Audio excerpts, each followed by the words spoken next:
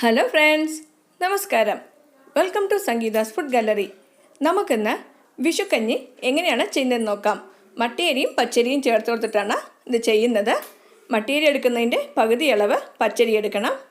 ഞാനിന്ന് ഈ ഗ്ലാസ്സിൽ 1 ഗ്ലാസ് മട്ടയരി എടുത്തിട്ടുണ്ട്. ഇത് അരമണിക്കൂർ വെള്ളത്തിൽ കുതിർത്ത് വെച്ചതാണിത്. നിങ്ങളുടെ കയ്യിൽ മട്ടയരി ഇല്ലെങ്കിൽ പുഴുങ്ങലരി ചേർത്ത് കൊടുത്തും ഇത് ചെയ്യാവുന്നതാണ്. ഇതേ റേഷ്യോ തന്നെ എടുക്കണം. 1 ഗ്ലാസ് പുഴുങ്ങലരിക്ക് 1/2 ഗ്ലാസ് പച്ചരി എടുക്കണം. ചില സ്ഥലങ്ങളിലൊക്കെ പുളിയവരൊക്കെ ചേർത്താണ് വിഷുക്കഞ്ഞി ചെയ്യുന്നത്. പക്ഷേ എൻ്റെ വീട്ടിൽ ചെറുപയർ പരിപ്പോ ആണ് ചേർത്ത് കൊടുത്ത് വിഷുക്കഞ്ഞി ചെയ്യാറുള്ളത്. ഞാനിന്ന് എൻ്റെ വീട്ടിൽ ചെയ്യുന്ന രീതിയിലാണ് വിഷുക്കഞ്ഞി ചെയ്യാൻ പോകുന്നത്. ഇനി നമുക്ക് എങ്ങനെയാണ് വിഷുക്കഞ്ഞി ചെയ്യുന്നതെന്ന് നോക്കാം. ഇപ്പോൾ അരിയൊക്കെ കഴുകിയിട്ട് കുക്കറിലേക്ക് ചേർത്ത് കൊടുത്തിട്ടുണ്ട്. നമുക്ക് ആദ്യം ഈ മട്ടയരിനെ ഒന്ന് വേവിച്ചെടുക്കണം. ഇനി നമുക്കിതിലേക്ക് ആവശ്യത്തിന് വെള്ളം ചേർത്ത് കൊടുക്കാം. ഇപ്പോൾ 1 ഗ്ലാസ് അരിക്ക് ഞാൻ ഏകദേശം 10 ഗ്ലാസ് വെള്ളം ചേർത്ത് കൊടുത്തിട്ടുണ്ട്. ഇപ്പോൾ എൻ്റെ കയ്യിലുള്ള അരി പെട്ടെന്ന് വേവുന്നതാണ്, അതുകൊണ്ട് ഞാൻ 3 വിസിൽ വെച്ചാണ് വേവിക്കാൻ പോകുന്നത്. നിങ്ങളുടെ കയ്യിലുള്ള അരിയുടെ വേവിനനുസരിച്ച് ഇതിൽ മാറ്റം വരുത്താവുന്നതാണ്. നമുക്കിതാദ്യം അടച്ചു വെച്ചിട്ട് ഒരു 3 വിസിൽ വെച്ച് വേവിച്ചെടുക്കാം. ഇപ്പോൾ മട്ടയരി എടുത്ത അതേ ഗ്ലാസ്സിൽ തന്നെ 1/2 ഗ്ലാസ് പച്ചരി എടുത്ത് വെള്ളത്തിൽ കുതിരാനായിട്ട് വെച്ചിട്ടുണ്ട്. ഇതൊരു 15 മിനിറ്റ് കുതിർത്താൽ മതി. ഇപ്പോൾ അതേ ഗ്ലാസ്സിൽ തന്നെ 1/2 ഗ്ലാസ് ചെറുപയർ പരിപ്പ് എടുത്തിട്ടുണ്ട്. ഇനി നമുക്കിതിനെ ഒന്ന് റോസ്റ്റ് ചെയ്തെടുക്കണം. ഇത് റോസ്റ്റ് ചെയ്യാൻ വേണ്ടിയിട്ട് ഒരു പാൻ ചൂടാക്കാൻ വെച്ചിട്ടുണ്ട്. ഇതിലേക്ക് ഈ ചെറുപയർ ചേർത്ത് കൊടുക്കാം. ഇനി നന്നായിട്ട് ഇതിനെ ഒന്ന് റോസ്റ്റ് ചെയ്യണം. ഒരു ചെറിയ ഗോൾഡൻ ബ്രൗൺ കളർ വരുന്നത് വരെ നമുക്കിത് ഫ്രൈ ചെയ്തെടുക്കണം. നിങ്ങൾ ചെറുപയർ പരിപ്പിന് പകരമായിട്ട് ചെറുപയറാണ് ചേർക്കുന്നതെങ്കിൽ അതിന് നന്നായിട്ട് റോസ്റ്റ് ചെയ്ത ശേഷം ഉടച്ചു കൊടുത്തിട്ട് ഇതിലെ തോലൊക്കെ മാറ്റിയിട്ട് വേണം നമ്മൾ അരിയിലേക്ക് ചേർത്ത് കൊടുക്കാൻ. അപ്പോൾ ഞാൻ മട്ടയരി വേവിച്ച ശേഷമാണ് ചെറുപയർ ചേർത്ത് കൊടുക്കുന്നത്. ചെറുപയർ പരിപ്പും പച്ചരിയും നമുക്ക് ഒന്നിച്ച് ചേർത്തിട്ട് വേവിക്കാം.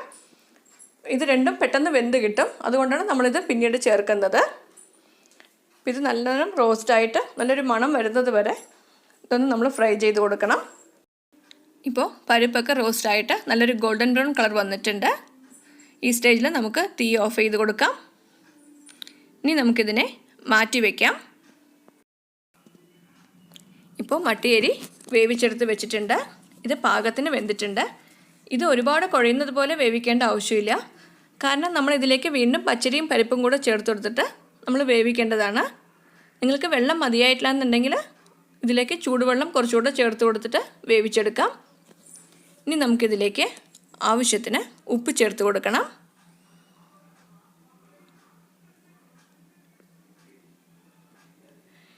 ഇനി ഇതിലേക്ക് പച്ചരിയും പരിപ്പും കൂടെ നമുക്ക് ചേർത്ത് കൊടുക്കാം. പരിയും പരിപ്പും കൂടെ നന്നായിട്ട് കഴുകിയെടുത്ത് വെച്ചിട്ടുണ്ട്. ഇനി നമുക്കിതിലേക്ക് ചേർത്ത് കൊടുക്കാം. ഇനി നമുക്കിത് ഡയറക്റ്റായിട്ട് ഓപ്പൺ ചെയ്ത് വെച്ച് വേവിക്കണമെങ്കിൽ വേവിക്കാം, ഇല്ലെങ്കിൽ കുക്കറിൽ വെച്ച് 1 വിസിൽ വെച്ചും ഇത് നമുക്ക് വേവിച്ചെടുക്കാം. ഞാനിപ്പോൾ ഇത് അടച്ച് വെച്ച് 1 വിസിൽ കൂടെ വെച്ചിട്ട് വേവിച്ചെടുക്കുന്നുണ്ട്. ഇപ്പോൾ അരിയും പരിപ്പും കൂടിയിട്ട് നന്നായിട്ട് വേവിച്ചെടുത്ത് വെച്ചിട്ടുണ്ട്. ഇതെല്ലാം നന്നായിട്ട് വെന്ത് കഴിഞ്ഞു. ഇനി നമുക്ക് വീണ്ടും തീ ഓൺ ചെയ്ത് കൊടുക്കാം. ഇനി ഇതിലേക്ക് 1 കപ്പ് നല്ല കട്ടിയുള്ള തേങ്ങാപ്പാൽ ചേർത്ത് കൊടുക്കുന്നുണ്ട്. ഇനി നന്നായിട്ട് മിക്സ് ചെയ്ത് കൊടുക്കുക. ഇതൊരു 5 മിനിറ്റ് കൂടെ നമുക്ക് തിളപ്പിച്ചെടുക്കണം. ഇത് ഇളക്കി കൊടുത്തുകൊണ്ട് തന്നെ ഇരിക്കണം കേട്ടോ, ഇല്ലെങ്കിൽ തേങ്ങാപ്പാൽ ചിലപ്പോൾ പിരിഞ്ഞു പോകാൻ സാധ്യതയുണ്ട്. നന്നായിട്ട് ഇളക്കി കൊടുത്തുകൊണ്ടിരിക്കണം. ഇപ്പോൾ ഇതൊരു 5 മിനിറ്റ് നന്നായിട്ട് ഇളക്കി കൊടുത്തിട്ടുണ്ട്.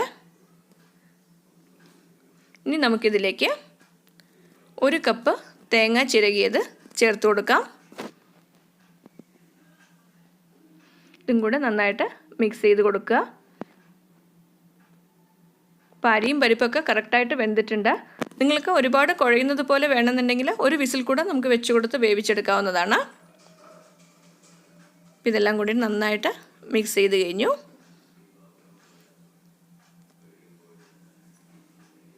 ഇപ്പോൾ നമ്മുടെ വിഷുക്കഞ്ഞി റെഡിയായി കഴിഞ്ഞു. നിങ്ങളെല്ലാവരും ഈ റെസിപ്പി ട്രൈ ചെയ്ത് നോക്കണം. ഇഷ്ടമായെങ്കിൽ ലൈക്ക് ചെയ്യാനും ഷെയർ ചെയ്യാനും സബ്സ്ക്രൈബ് ചെയ്യാനും മറക്കരുത്. നിങ്ങളുടെ ഫീഡ്ബാക്ക് അറിയിക്കുകയും വേണം. Thanks for watching.